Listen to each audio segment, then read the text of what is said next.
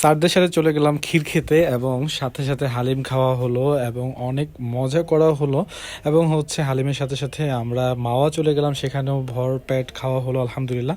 16 ডিসেম্বরে আমরা বিকালে হাঁটতে হাঁটতে কোথায় যাব যাব করতে করতে আমরা চলে গেলাম মুন্সিগঞ্জ। সেখানে জনপ্রিয় ক্ষীরের জন্য আমরা নামলাম এবং ক্ষীর মানে খুবই মিষ্টি একটা মিষ্টি, সাথে ছানা, তারপর ক্ষীর বলে।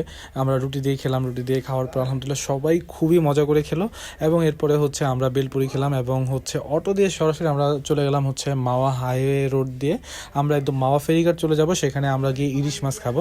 সেখানে যাওয়ার পরে কিন্তু আমরা দেখলাম যে সবাই একটু বেশি খুশি, কারণ অনেক বেশি মানুষ ছিল, অনেক বেশি ভিড় ছিল এবং আমরা নদীর পাড়েও অনেকক্ষণ ঘুরলাম, ঘোরাঘুরি করে আমরা চা খেলাম এই শীতের মধ্যে।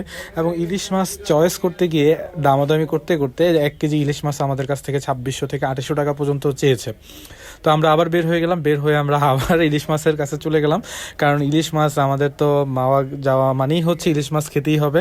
ইলিশ মাছ দিয়ে ভাত না খেলে, বিশেষ করে লেজ ভর্তাটা এত পরিমাণ মজা হয়, সেটা না খেলে বা যারা এখনও খান নাই তারা অবশ্যই মিস করবেন।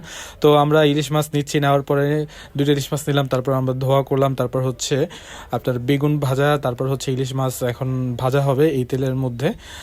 তারপর আমরা সবাই একসাথে খাবো। আমরা মাত্র 5 জন গিয়েছিলাম, 5 জন 2টা ইলিশ মাছ নিয়েছি এবং সবাই কিন্তু খুবই মজা করে খেয়েছে আলহামদুলিল্লাহ। এবং এখানে কিন্তু লেজ ভর্তাটা তৈরি করা হচ্ছে, লেজ ভর্তাটা কিন্তু আসলে অনেক বেশি মজা।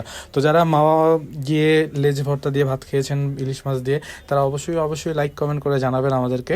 এবং এই তেলটা দিয়ে কিন্তু মানে সরিষা তেল দিয়ে যখন ভাজে তখন কিন্তু মানে স্মেলটা অসাধারণ, মানে সত্যি মানে খুবই ভালো লাগার একটা কাজ করে। তো আমরা কিন্তু সবাই দাঁড়িয়েছিলাম এবং এখানে ছবিও তোলা হয়েছে, সবাই মানে বাবুর্চির মতো করে পোজ নিয়ে ছবি তুলেছে।